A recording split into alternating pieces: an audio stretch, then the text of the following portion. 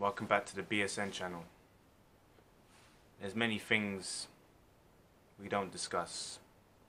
There's many things we don't want to discuss or even care to speak about.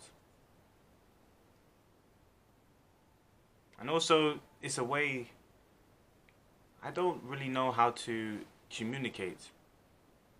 But let's begin. For years, I've tried to ponder and search for the meaning of the spirit and soul. I've spoke about the meaning and intention of things in the earlier video that was to do with churches. This is about church, but this is more metaphorical and spiritual in a sense where when I talk about the temple, I'm talking about you. When I talk about the church, I'm talking about the people. When I talk about the spirit, I talk about a force in which we find hard to describe. But we manifest in this force, or with this force. I've become so obsessed with defining the spirit from the soul and the soul from the body and the mind, that I can say that I've got somewhere. So, to do with the spirit, what do we know about the spirit? Spirit doesn't die. The spirit gives us life. And then when it leaves us, we don't have life. The soul is dead. The body is dead. The mind is dead. So we can say spirit is God-given. Maybe it's not. But in my opinion, and from what I know and believe, the spirit is God-given. So is the soul. The soul is something that I would like to think I control. That's where your emotions, feelings come into it. Like if you feel angry, feel stressed. I believe this is the soul. And the body is the outer manifestation of this all. It's probably the most deceiving, if I'm to judge the situation, which you're not supposed to, because it's to do with the unknown. I don't want to spend too much minutes on this. I just want to show a certain growth in this subject matter. So I've looked at many religious scripts, not just the Bible. Many scripts, ancient scripts that speak about what the soul is. And in ancient Hebrew texts, they speak of the spirit as being a breath, a wind. So when I'm meditating, I understand why the breath is very important. Because even in the Bible, it mentions two different words for the word spirit. When it says spirit of God, it's a different word from individual spirits. In fact, that spirit is more interchangeable with soul. So soul and spirit interchangeable. A bit like how water can approach to be a solid, but it can approach to be air or gas. That's how I look at the soul and spirit. It's not the same, but the soul has the essence of the spirit. And the spirit is what can never die. Is what will leave your soul and body. What I don't know is whether the soul, parts of the soul, gets carried with the spirit. That's what I find hard. Anyway, to get into the whole church's debate, what I was talking about before was my concern with the image. So you could say the body is the image of the soul and the spirit. So I'm very much in tune with the substance of things. And I've come to the conclusion that the church is essentially the people. When it says your body should be a temple, I take that literally. Hence why I've changed a lot of practices in my life. Also, what's very hard to do is stay the same every day. One thing you can guarantee with the Spirit is it's the same. It's not time dependent. It's the same. It was and will be done and is. Now with the soul and the body, this is what changes.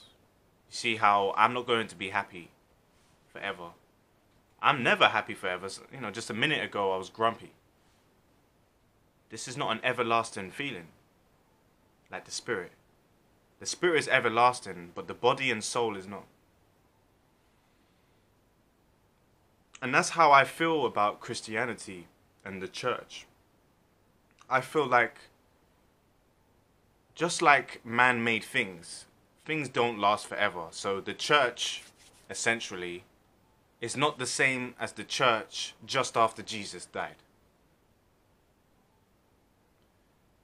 And that's important to me because if I'm following Christianity, I don't like to follow the Christianity of today in the sense of the Greco-Roman influence being added in. That's why I don't like to talk too much about Christmas, but I will do videos on this if people want to see.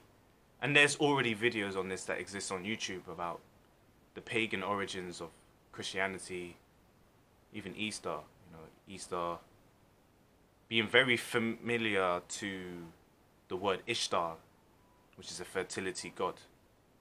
And fertility god and the springtime have a lot in common. I also want to get into how the birth of Jesus is not in the Bible. How Christmas is very similar to the winter solstice festivals that Egyptians were following.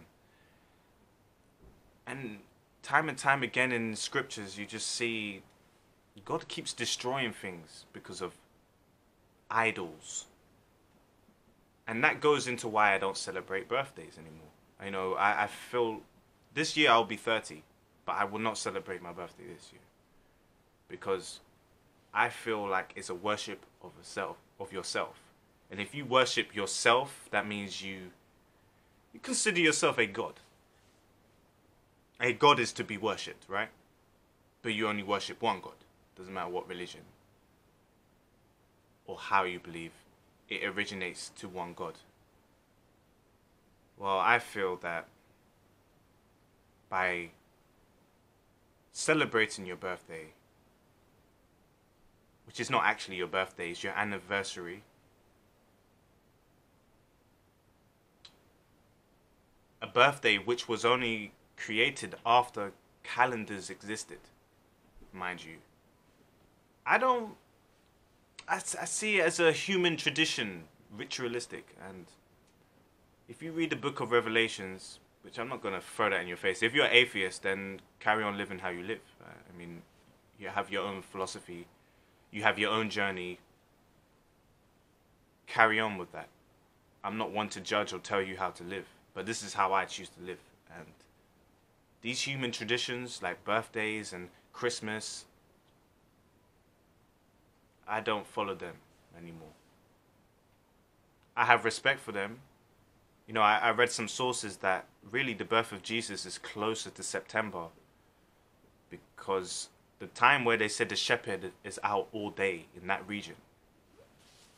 The region, was it Judah or Israel? I can't remember which one. Around that time period, shepherds were not out all day. You know, rain began around October. So by the time it was winter, you can have all your sheep outside. But the shepherd was out all night, the night Jesus was born. And there was no date mentioned in the Bible. And anything that suggests that he was born on the 25th has more to do with aligning pagan festivals in the old Christian calendar. I don't know if that was the Julian calendar at the time. I don't know, but there's a lot of importance on 7-day weeks. due to God working, creating things 6 days, and resting, keeping the Sabbath holy on the seventh. Anyway, I'm going to end on this. If you want to hear more, then leave a comment. This is just my spiritual journey so far. Before, I wasn't reading the scripture as well. I knew about the scripture. I'm always a person searching for the truth. I only care about the truth. And I always question, I said, if we're to follow Christmas, it is a lot of bad things happen during Christmas. And I always wonder why. So, if you want to know more about Christmas, I advise you to research Yuletide, Yuletide, or Sol Invictus, or is it Invictus Sol? If I'm to just break this down quickly, Christmas is the worship of the sun, but not the Son of God. Because when people say Son of God, they're thinking of an actual son. No, these words are used because it's supposed to invoke a feeling in you as you read it, so for understanding. But don't take it word for word. It's not always word for word. It can be metaphorical as well as literal. So, yeah, Christianity is basically the worship of the sun, which hence the winter solstice. The days get shorter, and then from the day after that day, around Christmas time, the days get longer again. So it's to signify the birth of a new sun, a literal sun. If you want to get into the actual, like mother, son, father, son, okay, that's more to do with Nimrod, Tammuz. These are ancient idols from like the Canaanites. Because the cycle keeps repeating itself. From then it went into Molech. So Father Christmas, in a sense, is almost like a devilish creature. But that goes again to images can represent the same image, same substance. Like Satan comes in many different forms. So to bring it back,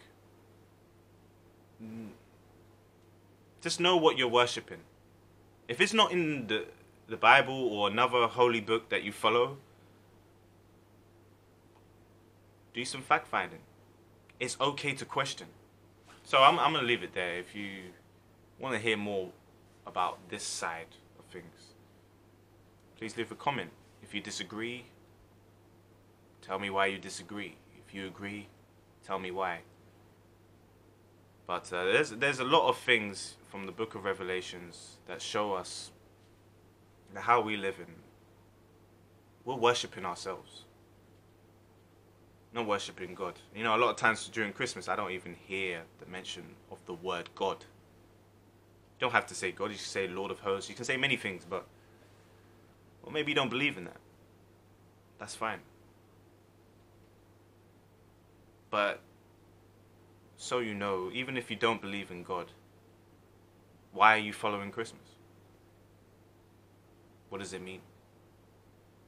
Why are we giving presents to each other? I don't understand. What? Oh, yeah, but we think about, you know, the poor, and do you? I myself, I can tell you, I don't think about the poor that much during Christmas. When, yeah, you should be. You should be giving presents to the poor, not to each other.